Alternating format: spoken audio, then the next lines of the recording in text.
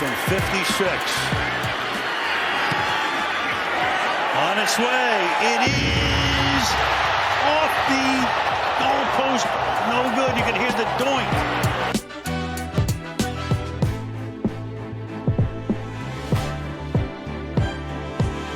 This is interesting to see.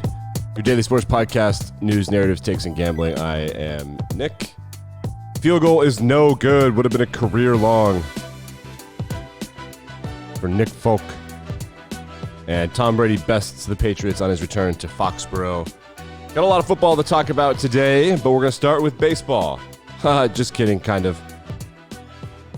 Like, rate, review, subscribe, YouTube, wherever podcasts are found, etc. Baseball yesterday apparently had a really big day. It was the last day of the season, game 162 or whatever. There we go. Now the mic's all the way up. Hey, guys. Good morning. It was game 162, and the playoff picture allegedly was discovered. Baseball people on Twitter were saying MLB Sunday better than NFL Sunday. I literally had to Google what happened. It's just further proof that baseball is such a regional thing.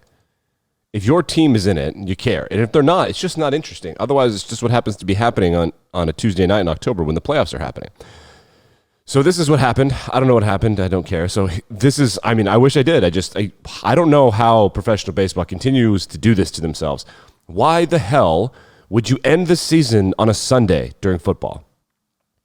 Or a Saturday during football? What are you doing? Anyway, Boston and New York are playing in the wild card game. The winner gets Tampa, so that's like the AL East division. Is all three of them are in there. The White Sox and the Astros are on the other side of the bracket. In the National League, the Dodgers and the Cardinals are in the play-in game. The winner of that game will get the Giants, and the Braves are playing the Milwaukee Brewers. There you go. I figured it out. Whatever drama happened, like I said, who cares? Let's start with some college football stuff. Hey, anybody want to check in with Coach Leach? I got some stuff for you on Coach Leach. Just hold on really quick. But before we do that, let's check in with Texas A&M Pep Rally. How about that? Anybody interested in the Texas A&M Pep Rally? Let's listen. Bounce back and get back on track, and we're going to let it all out on those sorry Mississippi State Bulldogs.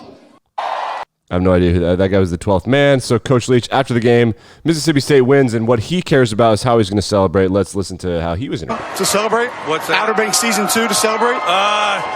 Yeah, I already watched. I already watched all that. Anything by the water that's got cool-looking trees and boats. Yeah, I'll watch that. Just like Bloodline and any of them. Mike Leach asked about Outer Banks Season 2, the Netflix phenomenon set in the Outer Banks of North Carolina. Mississippi State upsets Texas A&M this weekend in college football. The upsets were incredible. So let's run through some of the games, the scores. Arkansas and Ole Miss, first and foremost, got a reality check. Ole Miss has one good player. That one good player was able to help them score 21 points. They have no other good players. Alabama was just able to do whatever they wanted. Offensively and defensively for Arkansas, they have a couple good players, but they could not score. Georgia's defense is preposterous. Georgia dominates Arkansas as well. That game was 37-0, and now Ole Miss and Arkansas are in the losers bracket, and they get to play each other this week, so that's interesting. Mississippi State upsets Texas A&M. Will Rogers is going to flirt with breaking passing records in college football this year. Mississippi State now 3-2 with wins over A&M and NC State. NC State is ranked. They beat somebody, I don't know, Louisiana Tech or something. Wake Forest 5-0 after their last second win over Louisville. That was a big one. Michigan did jump around during the Wisconsin game in Wisconsin, which is cool if you're from Michigan, is a hey, look at me move if you're not. Cincinnati beats Notre Dame 24-13. Notre Dame threw a back-breaking interception on the first possession of the game, was never able to get out from under that.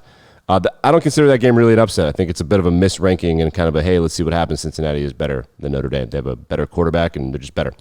Ohio State dominated Rutgers. Oklahoma escaped Kansas State. Oregon, who was number 3, lost to Stanford. The Pac-12 is LOL.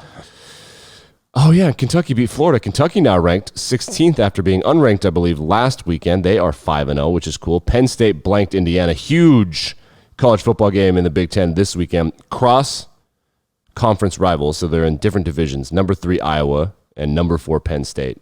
They're really good.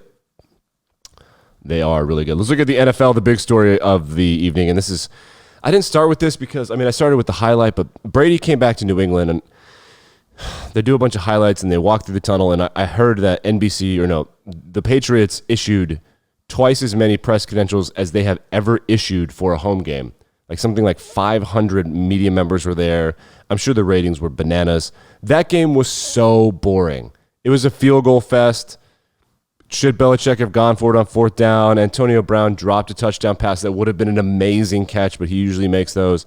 It was rainy. It was so boring. And I'm trying not to be a Scrooge, but I don't care about the Brady Belichick thing anymore. And I'm hoping that this is closure for everyone. Like, it was very obvious to me that it was both of them. If Brady's on the Patriots last night, they beat the Bucs. Like, Brady plus Belichick is the thing that did it. It wasn't one of them. It was both of them. And now I just don't care anymore. I just don't. NFL scores from yesterday. There's one score that I really need to talk about, and that score is Buffalo beating Houston by 40. The Bills, now they've played some bad teams, but you don't see this in professional football. Here are the Bills' scores this year. They lost the first game to Pittsburgh 23-16, but Pittsburgh is Mike Tomlin's Hall of Fame coach. Since then, they beat the Dolphins, who are a borderline playoff team, 35-0. They beat Washington, who won the division last year, 43-21, and they beat the Texans 40-0. That is crazy to me. This is professional football. Those are SEC scores. That's Alabama playing Mercer right there. They put a backup quarterback in. That almost never happens in pro football. Putting a backup in means it's bad. They put Mitch Trubisky in and he scored a touchdown. The Bills are crazy right now. Other big headline, my takeaway from the weekend, all of the rookies have been trash. The rookie QBs, trash. But they all look good this week. Man, do they look good. Trevor Lawrence on Thursday Night Football, he looked good. Zach Wilson led the Jets to their first win. We saw Zach Wilson stuff, no panic. His big problem is he doesn't look like he can take the three-step drop and throw on rhythm, but man, when he gets moving around a little bit, he can fling it. He's super accurate.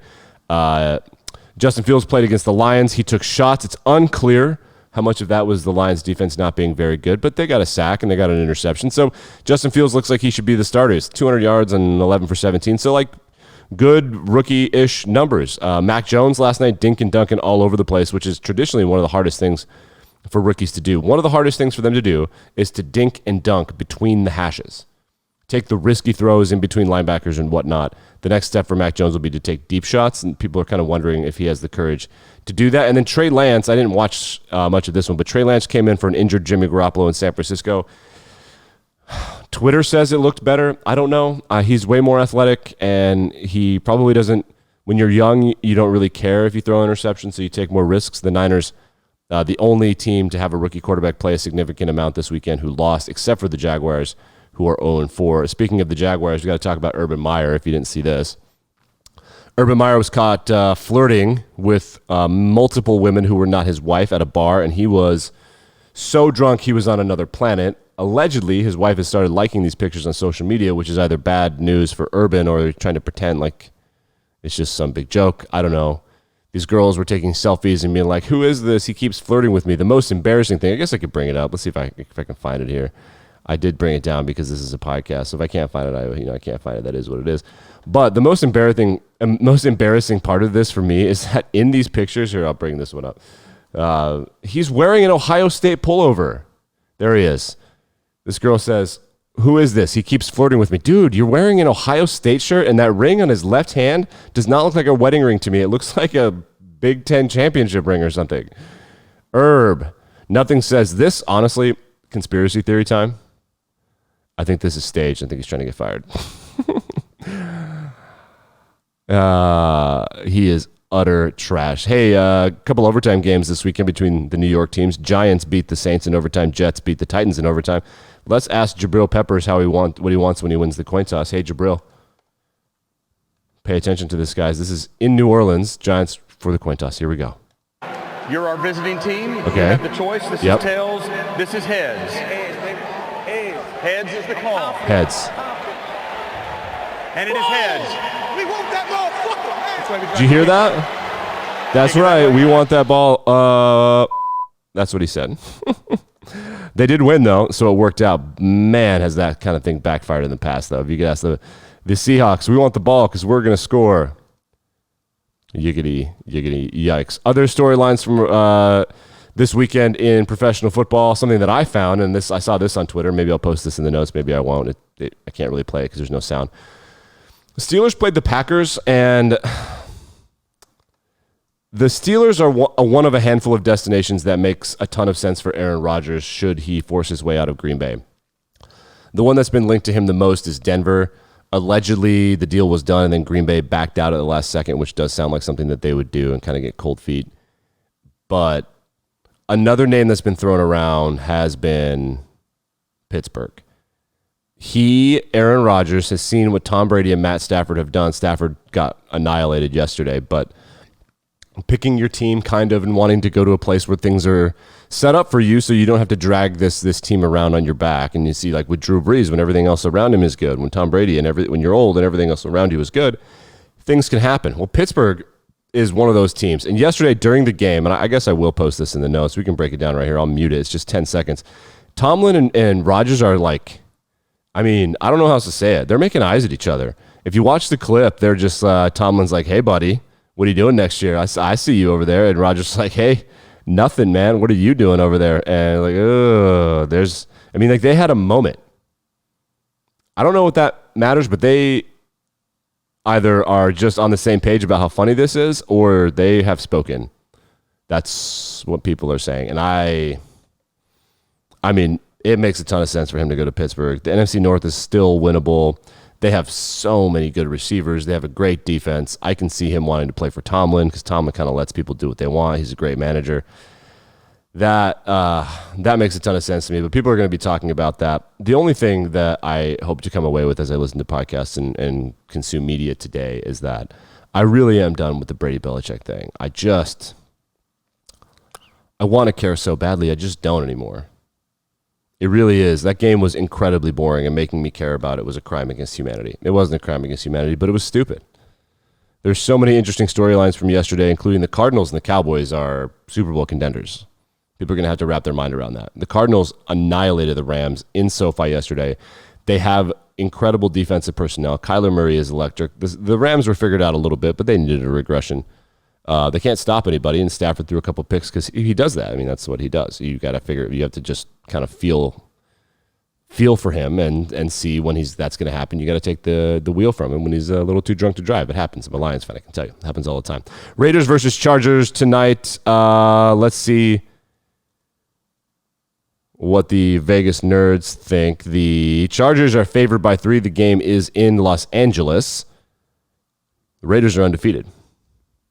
Not a lot of undefeated teams left. Only 2 winless teams remaining. That includes the Jacksonville Jaguars with Urban Meyer and Dan Manalytics Campbell. I like the Raiders tonight just because it's interesting, and I don't believe in defensive head coaches, which is who's in charge of the Los Angeles Chargers. Trying to keep it quick on Monday. Last week, I went to almost 20 minutes. We'll dive deeper into college football tomorrow, and I guess we'll preview the MLB playoffs. We'll judge how many people actually care about that. But until then, like, rate, review, subscribe. Back and better than ever tomorrow morning.